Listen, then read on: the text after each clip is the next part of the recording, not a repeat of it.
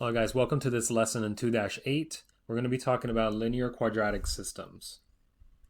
So the question that we want to address in this lesson is how can we solve a system of two equations in which one of them is linear and the other one is quadratic? So the goal is to be able to solve these linear quadratic systems, and the standard is to solve them algebraically and graphically. So the review vocab. So some of this vocab is just, a review from the previous lessons, like the previous chapter. So you may recall that in chapter 1, topic 1, we towards the end we talked about systems of equations. So that's a vocab term from that lesson.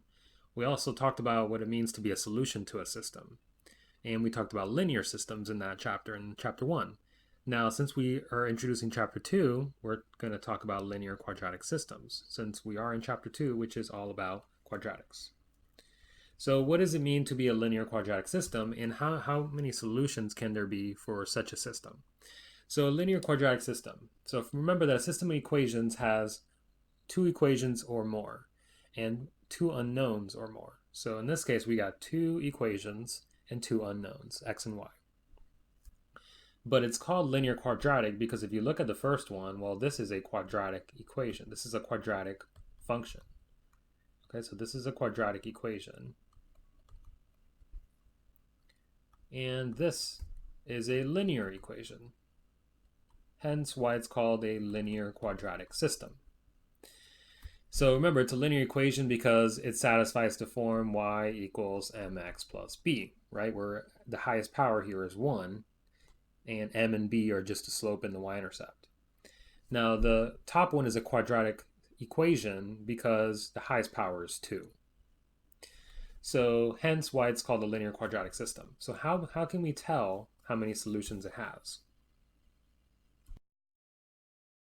So to be able to tell how many solutions they have, we're going to actually graph this.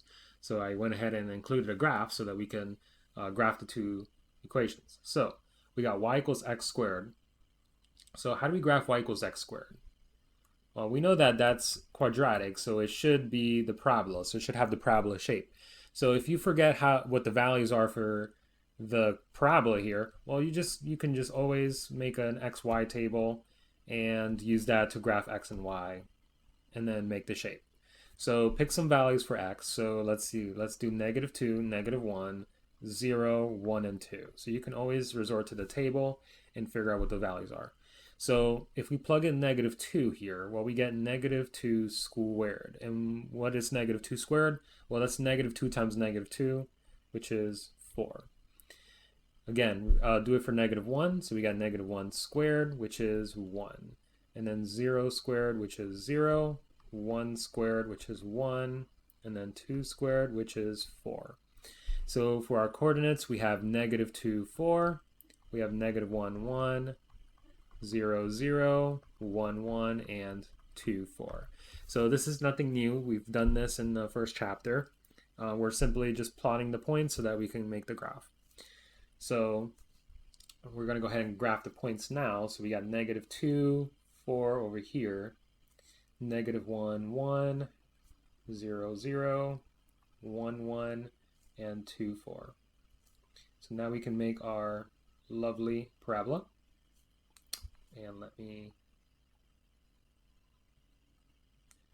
to try to make this as best as I can. You want to make the best graph possible so that we can get the more accurate solution.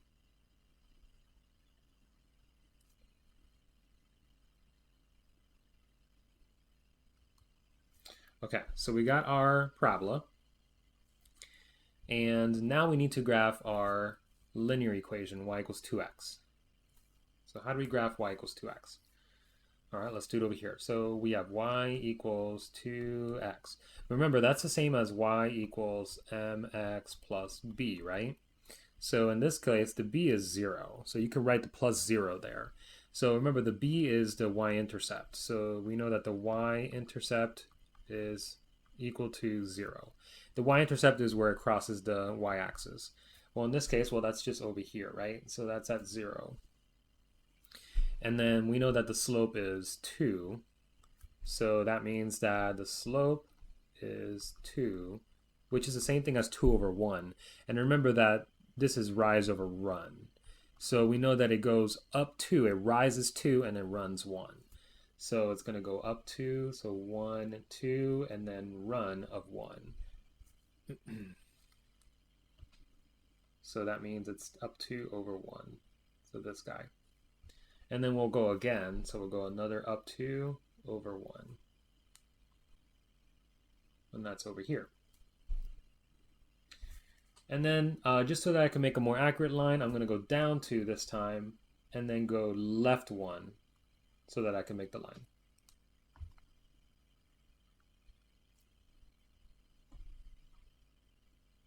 Now we can make the graph.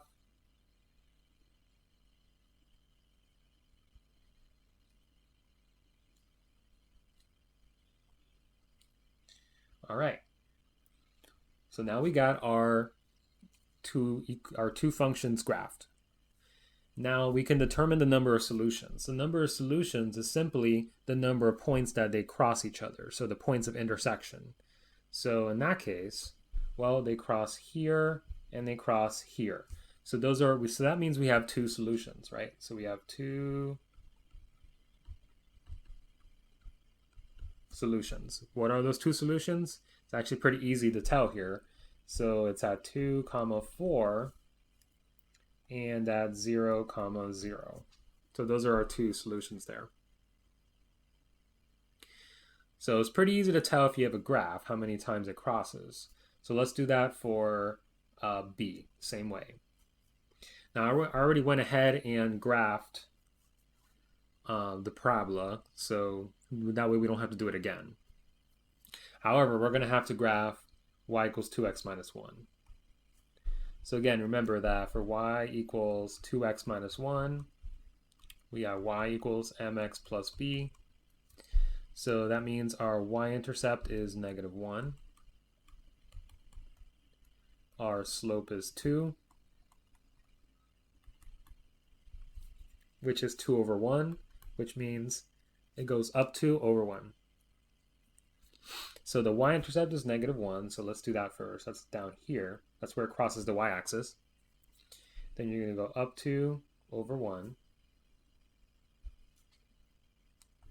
That's over here. And then another up 2 over 1. Over 1, it would be over here.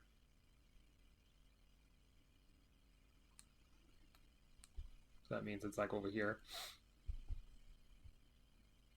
And then up 2 again, 1, 2, 1, over 1. All right, so now we got our line. We can go ahead and draw it.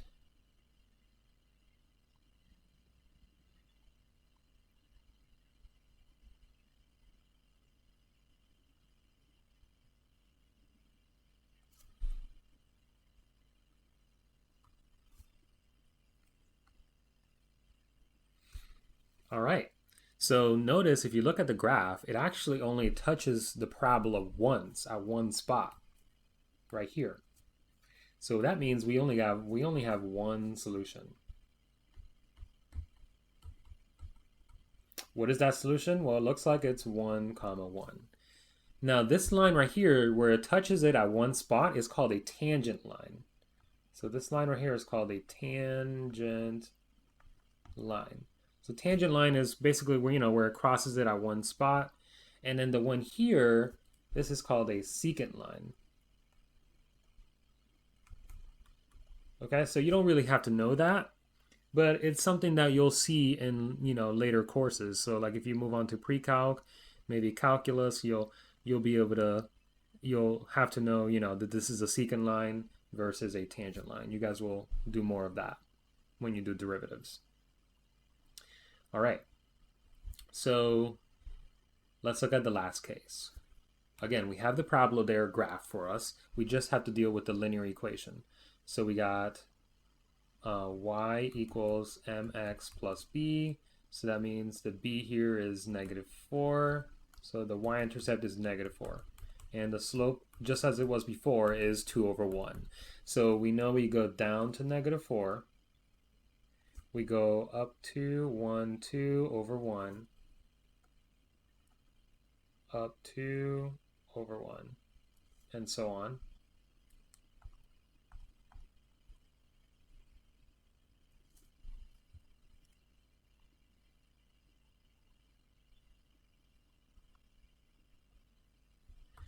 And you can kind of tell that it's never going to cross the parabola. So since it's never going to cross it, that means we have no solutions. So it doesn't cross.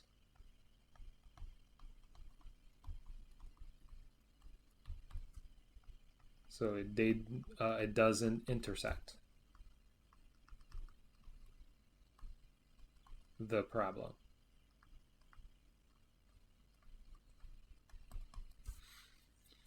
All right, so basically those are the three cases. We can't have any more cases than that for linear quadratic 2 by 2 system. When I mean 2 by 2, I mean two equations, two unknowns. So this right here, is a 2 by 2 linear quadratic system, which is two equations. So there are no other, cases for this, just those three. All right, pause the video and try the following problem first.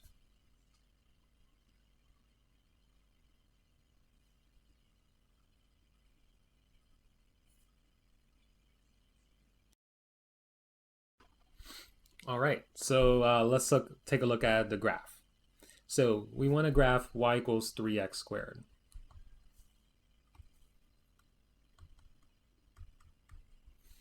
So in that case, if we set up a table, right?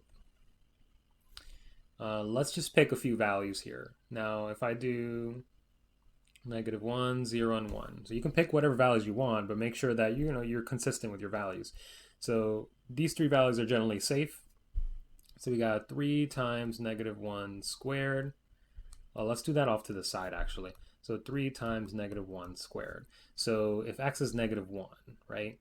Well, we know that -1 squared is 1, and then 1 times 3 is 3. So we just got 3.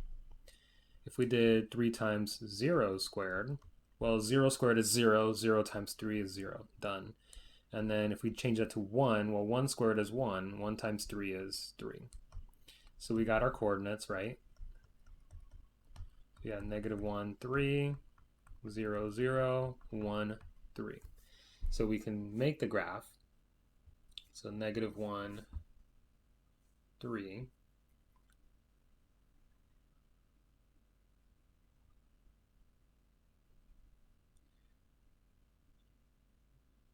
Okay, so this will be about 3 here. So we're missing a point there. So -1, 3, 0, 0, 1, 3. So we got our graph.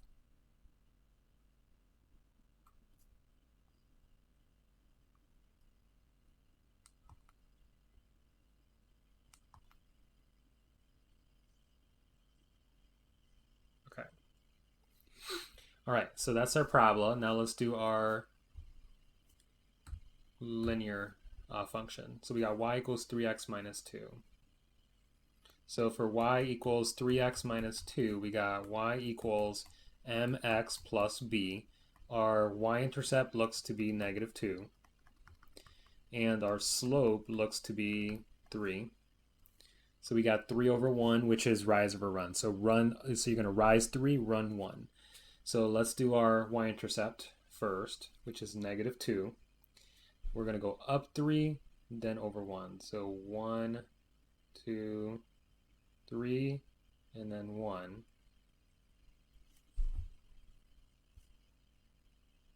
And this one we can't even go further because we don't have enough room. So let's go down instead. So we went up 3, down 1. Now let's go down 3 as much as we can. 1, 2, 3, and then run of 1. Okay, so now we have a semblance of how the graph looks like.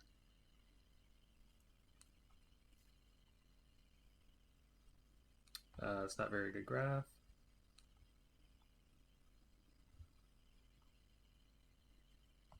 All right. So if you continue this graph, it's actually not going to cross at all, right? So it doesn't intersect. So no intersection, no solution.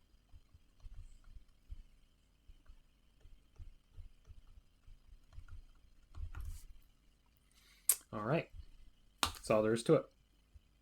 Now let's talk about how we can use the substitution method to solve the system. So sometimes we don't want to graph it, right? Sometimes we want to determine how to find it algebraically without having to visualize it. So how do we do that?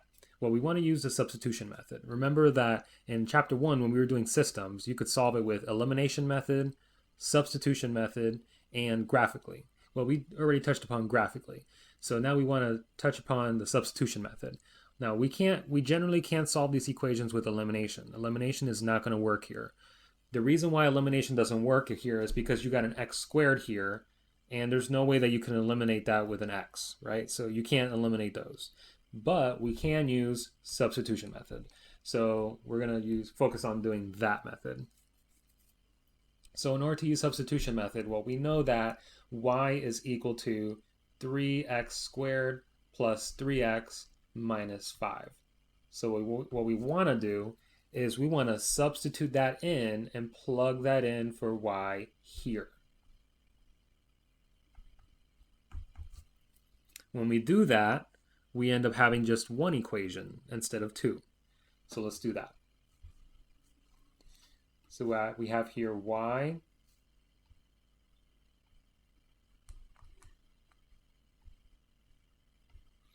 we have y equals 3x squared plus 3, I'm sorry, I'm looking at the wrong one. Looking at the exact wrong one. This one right here. So we have 2x minus, now we have the y, so we can plug in right now.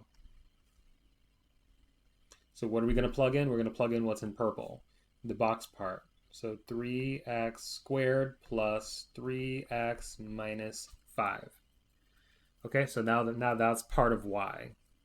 So we no longer have a y here, and it's equal to 3. So again, we brought the equal sign and the 3 over to the right side. Okay, so now be careful, distribute the negative here and here and here. So we got 2x minus 3x squared. And then a negative and a positive is a negative. A negative and a negative is a positive. Equals 3. So now we can combine our like terms. We can combine these two guys together. So then 2x minus 3x is negative 1x. We have the plus 5, so we can bring that down. We can bring this down as well. We can bring down the negative 3x squared. All right, so this is looking like a quadratic system.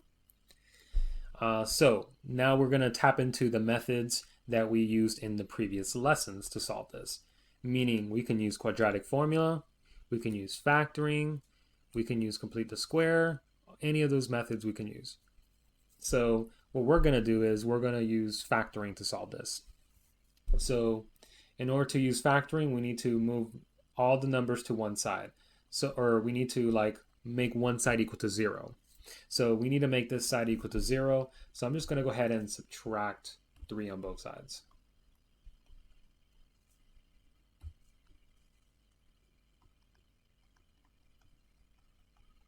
So 5 minus 3 is 2. So now we have 0 on the right side, which is what we wanted. So if we're solving it by factoring, we want it to be 0 on one side. If we're solving it by quadratic formula, you want to make it 0 on one side as well. Okay, so let's factor this guy. So remember that we have A and we have C.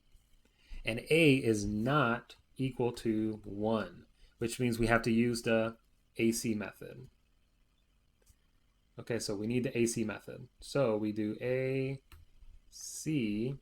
equals, so A is negative 3, C is 2. And that's equal to negative 6. Then we set up our X table. Negative 6 goes on top. And the B term, which is -1 goes on the bottom. So we need two numbers that multiply to -6 that add up to -1, which in this case is going to be -3 and +2. All right, so let me write those in a different color because we're going to be using that. So then what we do is we rewrite the equation. So I'm going to rewrite the equation first. So what we do is we split that middle term into the two numbers that we found, here and here. So we have -3x and +2x. We're going to bring this down, and we're going to bring this down. All right, so now we're going to factor by grouping, put a parentheses around our two pairs. So we can pull out, we can factor out a -3 from this guy and an x as well. So -3 goes into 3 once, so we have 1x. -3 goes into -3 once as well, positive, so +1. 2, so we can pull out a 2 from here. So we can pull out a +2. 2 goes into 2 once, so 1x. 2 goes into 2 once, so +1 equals 0. All right, so remember that these guys match. So that is a good thing. We want that to happen, okay? So now we're going to make one of our factors the 1x plus 1, which is, which is one of those guys. And then the other factor is going to be given by 3x, or -3x plus 2.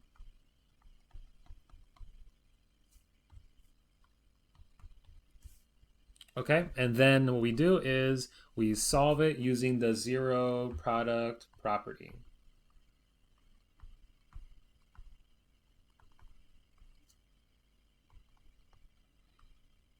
So the zero product property is you set both of those equal to 0.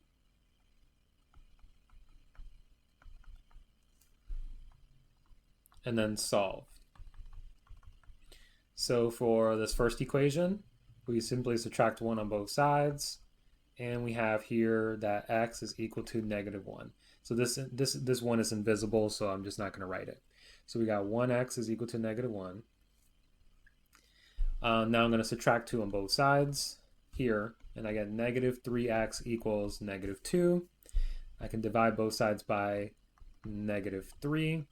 So I got x is equal to +2/3. Two negatives make a positive here. All right, so I got my two solutions, -1 and 2/3.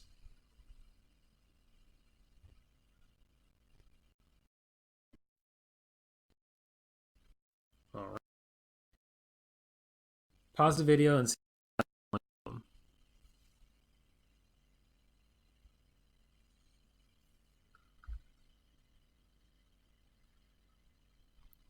All right, so let's go over the problem. So how can we use substitution method to solve the following systems? So let's look at the first one.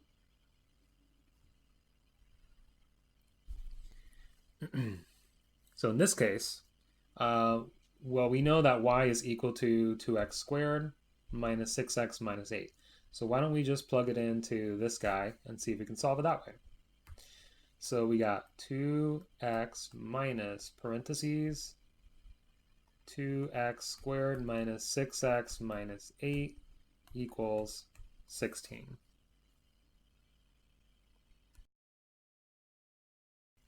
Okay, so now that we plugged it in, and I'm going to actually rewrite this in purple so that you know where I got that from. Minus 6x minus 8. So that came from the box part in purple. So now we're going to distribute. So we got 2x. Now a minus and a positive make a negative. Should be so that's a square. And then a negative and a negative make a positive. and then a negative and a negative make a positive, equal to 16. All right, so now we combine our like terms. So we combine 2x and 6x. So that's going to be positive 8x. And we're going to bring this down. We're going to bring that down. And we're going to bring the negative 2x squared down.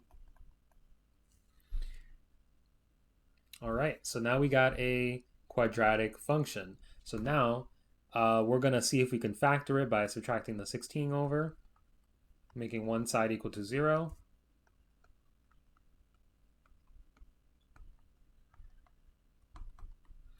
So we got 8 minus 16 is negative 8. So now we're going to see if we can factor this guy. Now we technically don't have to do AC method here. Why not? Because, well, we can pull this out. Because negative 2 goes into 8 and negative 8. And it goes into itself. So we can actually pull the negative 2 out and avoid the AC method altogether. So let's pull the negative 2, factor it out. So negative 2 goes into negative 2 once with an x squared. Negative 2 goes into positive 8, negative 4 times with an x kind of hanging out. And negative 2 goes into negative 8, positive 4 times. All right, so now we know that this is an invisible 1, so I'm just going to erase it. So we can use the regular method. We don't have to use AC method. So we're going to set up an x table. And we know that, well, if you remember the perfect square lesson, we know that this is a perfect square. However, I'm just going to show you the normal way. So we know that this positive 4 goes on top and the negative 4 goes on the bottom. So two numbers that multiply to 4 that add up to negative 4 would be negative 2 and negative 2. And you guys may recall that this is a perfect square, so you should be able to factor it as a perfect square, which we can, which is x minus 2 times x minus 2 equal to 0, or we could say x minus 2 squared, right? So we can do that as well. Either way, though, if we use the zero product property, we get x minus 2 equals 0, so x is equal to 2. So this is the case where we have one real solution. So one real solution, but repeated twice. So technically we have two solutions, but one real solution that is repeated. Now let's look at the other one. So if we look at B, we're going to do the same thing here. We have something for y, so we can plug it in for y here. So that gives us 4x minus parentheses. Now we plug in negative 3x squared plus x plus 4. So now we have 4x, distribute negative and negative, make positive. Negative and positive make negative. Negative and positive is negative. Equals 2. Combine your like terms. 4x minus x is 3x, and it's a positive 3x. Bring down the 3x squared. Bring down the negative 4. And bring down the 2. All right, we're going to see if we could factor this. So we're going to subtract 2 on both sides. Actually, I'm going to switch it up, and instead of factoring, I'm going to use the quadratic formula just to switch it up so that we're not using the same method all of the time. So negative 4 minus 2 is negative 6. So let's use the quadratic formula. You can actually factor this, or you can actually pull the 3 out and see about factoring it, but let's try the quadratic formula. So you may recall from the last lesson that the quadratic formula was x equals negative b plus or minus square root b squared minus 4ac all over 2a. So we have here a B, and C. So we can plug those in. So plug it into the quadratic formula. X is equal to negative B, and I'm just going to write it as 3 there, plus or minus square root of 3 squared minus, minus 4 times A times C, which is negative 6, all over 2 times A. So we have negative 3 plus or minus square root. 3 squared is 9. Let's see. Let's do this part out separately. So 4 times 3 is 12. So negative 4 times 3 is negative 12. I forgot to include that negative there. And negative 12 times negative 6 is positive 72. So we're going to replace this with positive 72 all over 6. So we have negative 3 plus or minus square root of 81 over 6. Well, the square root of 81 is nice, which is why we could factor this if we wanted to. So this is going to be 9. So we have negative 3 plus or minus 9 over 6. So we got ourselves two solutions, negative 3 plus 9 over 6 and negative 3 minus 9 over 6. And this is going to give us x is equal to, now negative 3 plus 9 is negative 6. And then negative 6 divided by 6 is negative 1. So x is equal to negative 1 for this guy. Negative 3 minus 9 is negative 12. Negative 12 divided by 6 is negative 2. Alright guys, so that's it for the video. I hope you took something from this, and I will see you in the next one.